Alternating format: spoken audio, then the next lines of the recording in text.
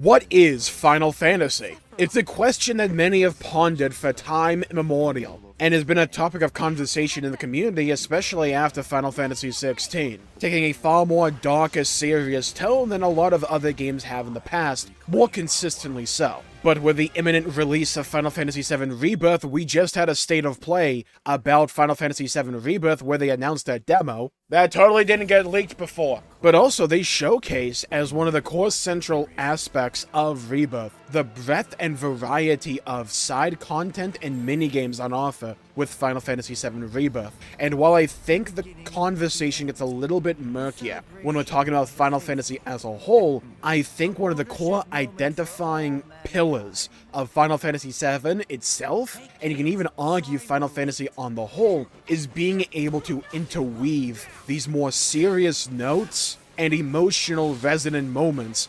alongside these really wacky, silly, imaginative, comedic relief moments. And I've talked about before how this is like a sliding scale, if you want to call it that, for each Final Fantasy game in terms of how they want to balance between these really emotional moments and these more comedic relief moments. Final Fantasy VII kind of goes right in the middle, where it's broken up into these really jam-packed scenes that just make you care about the world and its characters. I love Final Fantasy VII so much. I love the original, I love Remake, I love everything about this essential little mini-series inside of Final Fantasy, which is an overarching series that I truly adore and cherish.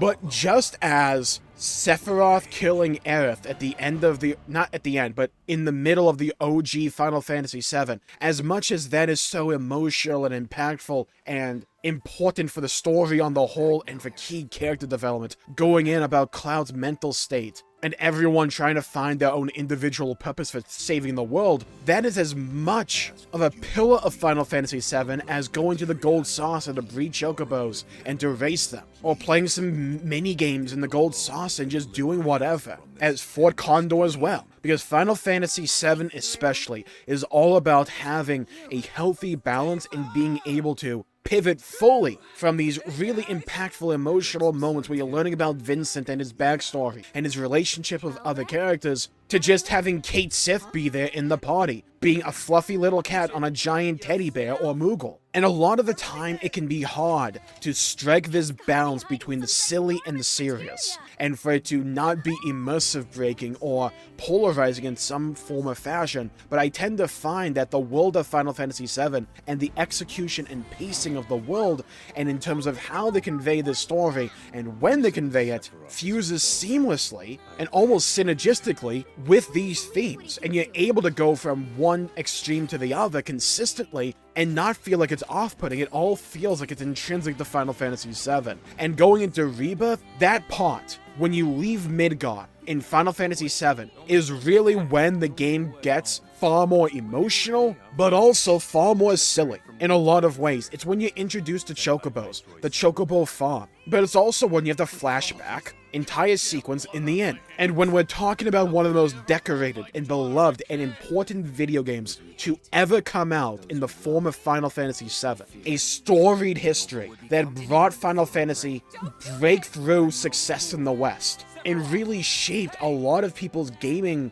opinions and just preferences for years and decades to come. For a game as important and, do you even want to say culturally impactful, like culturally within video games, as Final Fantasy VII, it's important to understand why it was so successful. Because I've replayed the OG Final Fantasy VII recently, and it holds up. It genuinely does. I think it aids itself with a speed mod by going ×3 speed, which is what I was able to do on the PS version of this game. But the core experience itself works so well. And how do you translate that to Rebirth? For a game whose main draw and appeal is the pacing and being able to go between the really silly and the really serious on a moment's notice. How do you translate that to a game like Rebirth, which is taking like a third of the game, this middle slice of it, and expanding and extrapolating it to a full and even longer form Final Fantasy game? If you do the side content, they've said before, this can easily go over 100 hours or so. Like, they've said that before.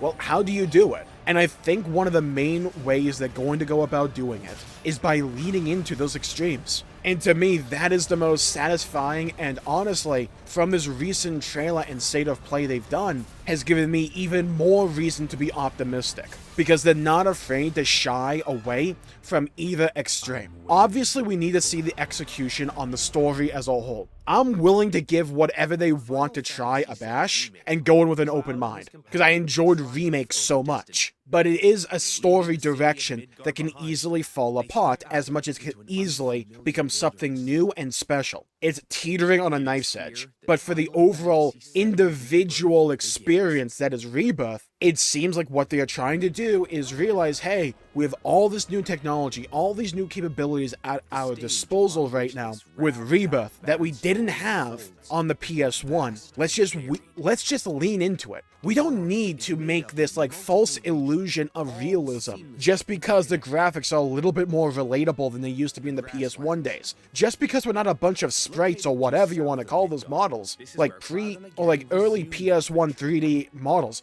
just because we're not using that doesn't mean we have to suspend the disbelief, or that we can't suspend disbelief, and that we can't be silly and wacky as the original was. Remake was an excellent representation of that idea with the Honeybee Inn. You can add these scenes that feel intrinsic to the FF7 experience that weren't there in the original, because if you understand the spirit of Final Fantasy VII, you can extrapolate it and expand on it. Final Fantasy VII is special in so many ways, one of which is all the optional side content in it. You can dump in hours and hours into the Gold Saucer, into Chocobo racing, Chocobo breeding, collecting all the summons, leveling your materia, going for the ultimate weapons, beating the ultimate weapons in the world, exploring, find a whole bunch of side content. Funnily enough, that sense of exploration and always having something new around the corner that you may just stumble upon is intrinsic to the Final Fantasy VII aesthetic and the experience. And that translates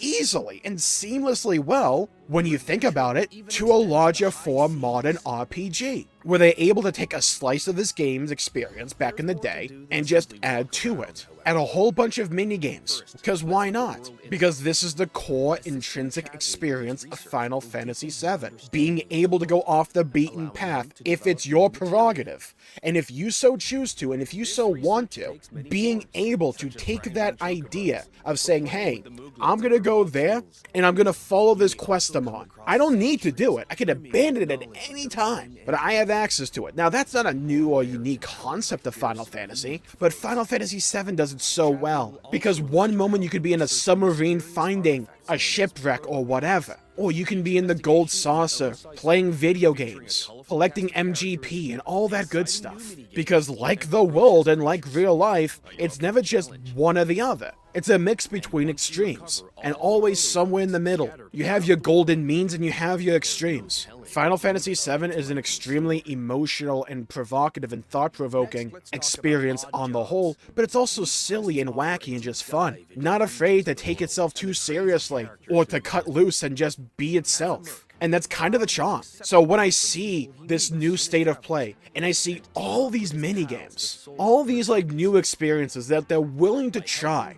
willing to throw against the wall and to see what sticks, it makes me feel more confident in the game and in the experience on the whole, because that's what Final Fantasy VII is. Whereas Final Fantasy on the whole is always shifting and like turning between, does it want to be a little bit more serious or a little bit more goofy and wacky, Final Fantasy VII is saying, we're not going to be on that spectrum, we're going to be on either end of the spectrum. We're going to be either the silliest, the most wacky game you've ever thought of, or the most serious, thought-provoking, emotional epic, all about saving the world and finding an individual purpose, and learning from the past and learning to accept trauma. But it's also no longer 1997. The story beats of Final Fantasy VII are known. Hell, one of the most famous spoilers in all of video games comes from Final Fantasy VII with Aerith. And the fact that she dies in the original Final Fantasy VII. They've been teasing it throughout this entire marketing because they understand that pretty much everyone that's going to play this game understands that in the original, Aerith is going to die. So the big question going into Rebirth is, well, is she still going to die, or is there another way? Another way for the story to go? Or is there another way for the story to go even if she still dies? Smart writing, a lot of the times, isn't necessarily predictable or unpredictable, but it understands when it needs to be predictable and when it needs to be unpredictable. Because like Final Fantasy VII on the whole, it's a careful mix between two extremes, and being able to hop between these two extremes on a moment's notice depending upon what is best suited for the story.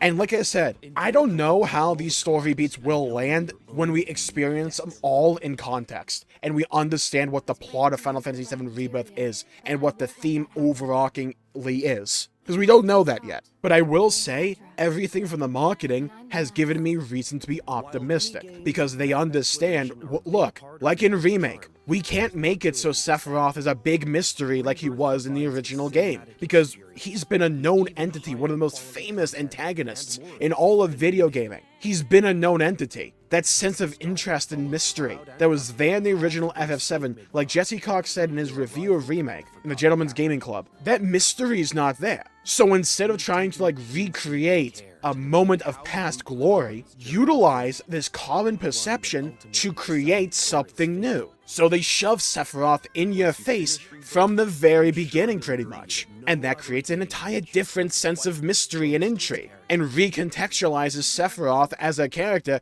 while still feeling like Sephiroth. And they're doing the same thing again with the death of Aerith. Everyone knows that it happened in the original. For almost 30 years, this has been the most known about and talked spoiler in video games, to surpassing the levels of Snape killed Dumbledore. So instead of trying to act like it's a surprise if Aerith dies or not, rely on that common perception. Rely on the fact that you know your player base on whole, en masse, is going to expect one thing, and play with that. Make it a big question whether or not that she's going to die or live in this version, when one of the biggest questions that the community has had for years and decades is whether or not there's a way to save Aerith, and there wasn't in the original. But with a new take, maybe there is. Don't just brush that aside, make it the focal point of the game. That's so smart, in a lot of ways. Because I can see this story working or not working, either way they go. It depends on the execution and the follow-up, and the context behind their decision. So you pair that, in my opinion, smart and understandable writing, where it's clear they have a pulse on the community perception here,